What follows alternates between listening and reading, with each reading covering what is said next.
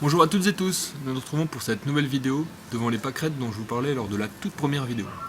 Mais si, rappelez-vous, je vous invite à garder des carrés de nature dans votre jardin à l'état sauvage. Pour cette nouvelle vidéo, je souhaite donc que nous arrêtions sur ces carrés de nature. Et oui, le confinement vous pousse à vous jeter sur ces herbes folles. Il fait beau, vous possédez un jardin, vous êtes confiné et vous vous dites sûrement « Chouette, c'est le moment de faire des travaux de jardinage, de démarrer la tondeuse, le tailler ou encore la débroussailleuse. » Ou je ne sais quoi qui fait du bruit, qui coupe, qui déchiquette et qui broie. Mais stop! Attention, vous n'êtes pas seul à utiliser le jardin. En cette période printanière, pour la faune sauvage, c'est plutôt réveil tranquillou au soleil, conquête de nouveaux territoires et reproduction. Alors, pour rentrer plus en détail sur ce qu'il est possible de faire ou de ne pas faire chez soi pour la biodiversité, je vous propose qu'on se rende à mon potager pour mieux comprendre ce qui s'y passe, papier d'identité et attestation en poche. Allez, vous me suivez ?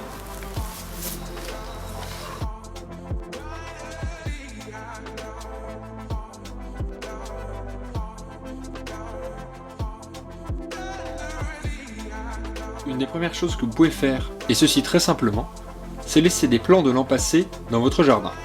Ici, j'ai laissé quelques choux après avoir récolté la pomme. Ceci lui permet de fleurir au printemps suivant, et ainsi, par ses jolies fleurs jaunes, attirer tout un ensemble d'insectes à la recherche de nectar et de pollen. D'ailleurs, petite astuce, qui sauvera la vie à de nombreux insectes, si vous avez des réservoirs d'eau, placez-y une planchette, ce qui permettra aux insectes de ne pas mourir noyés lorsqu'ils viendront s'abreuver. Alors, un tas de feuilles ou de branches dans un coin, des herbes folles dans un autre, peuvent s'apparenter au paradis pour toute une faune. C'est un dédale de micro-milieux que les êtres humains doivent réapprendre à découvrir. Pour les plus vieux d'entre vous, rappelez-vous les expériences de Wayne Szalinski lorsqu'il a réduit sa famille à la taille d'une fourmi. Vous souvenez-vous le périple pour ses enfants ? Les orvets, hérissons, amphibiens, lézards et autres insectes vont trouver refuge dans ces quelques lieux qui vous paraissent bien souvent sales et donc à nettoyer. Ils vont y passer quelques heures, voire s'y reproduire. Il est donc important de préserver des lieux de tranquillité, et ce même s'ils sont de petite taille. Pour terminer, je vous propose qu'on aille à la rencontre de Victor Noël pour parler biodiversité et lui poser une question simple. Salut Victor, en 1 minute chrono, est-ce que tu peux nous dire ce qui est pour toi un refuge pour la biodiversité au sein de ton jardin ? Allez, c'est à toi. Salut Pierre-Emmanuel, alors ce que moi je fais dans le jardin pour la biodiversité, un peu comme toi, je laisse des zones un peu en friche, sans intervention. Puis même les endroits où on tond la pelouse, on n'utilise plus la tondeuse, on utilise maintenant une cisaille, c'est plus naturel. Et donc ce qu'on fait aussi, tu vois, on a planté des arbustes pour les oiseaux, la biodiversité plus globalement. Et puis les arbustes qui viennent d'eux-mêmes, on les laisse, comme par exemple ici un cornouiller. Puis aussi c'est très important de laisser les ronces pousser dedans.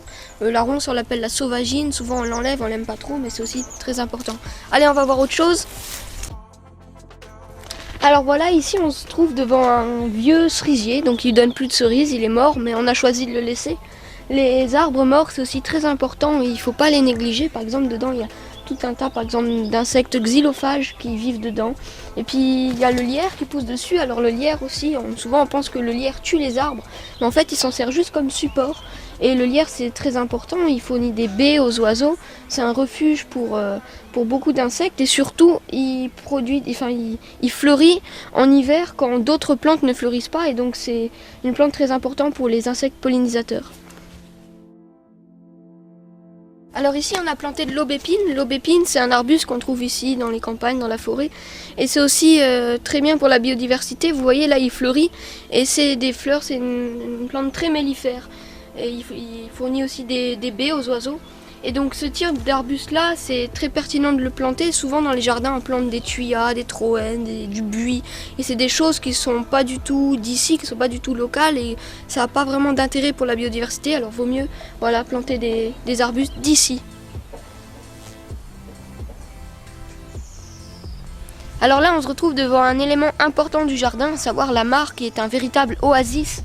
Et donc ici on peut observer des crapauds, des grenouilles, des libellules, tout un tas d'insectes aquatiques. Alors là je crois que j'ai dépassé un peu ma minute, alors si j'ai juste un dernier truc à dire, c'est pas du tout une corvée de laisser de la place pour la biodiversité dans le jardin, au contraire il n'y a rien de plus agréable d'être dans un jardin vivant. Bon, salut Pierre-Emmanuel, à bientôt et bonne observation. Merci à toi Victor pour toutes ces informations et ces conseils techniques. J'espère que ça va vous apporter de nouvelles solutions pour égayer votre jardin et apporter un peu de biodiversité. Et puis aujourd'hui, pensez à toutes les personnes qui sont en appartement. Il est possible sur vos rebords de fenêtres ou vos balcons de semer des graines de plantes sauvages pour attirer la biodiversité. Donc n'hésitez pas, et puis je vous dis à très bientôt, bonne continuation!